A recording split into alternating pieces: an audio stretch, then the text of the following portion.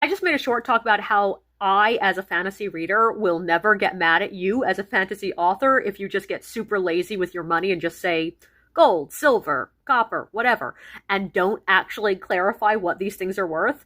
But also, part of the reason that I don't care is because I know how incredibly complex that math is. And it's not always one to one. Like, people have this idea that you can just go to online and Google inflation calculator, and like, if your world is set in something that's roughly the equivalent of the 1700s, you can enter 1700s to now and figure out what your money's worth.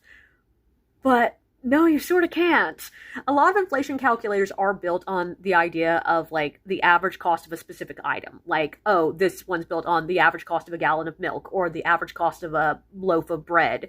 But those things don't necessarily raise in price and lower in price at the same time as everything else in the known universe.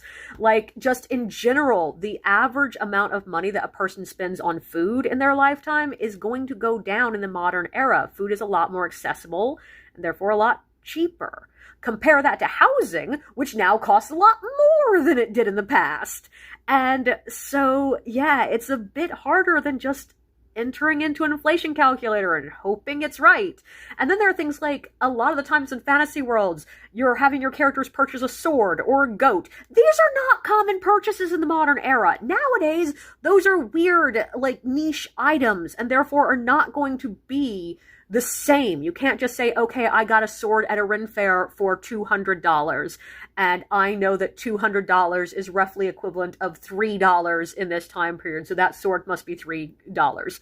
That's not how that works. So yeah, as long as you're not saying that a sword costs the same amount as a meat pie, you're gonna be okay.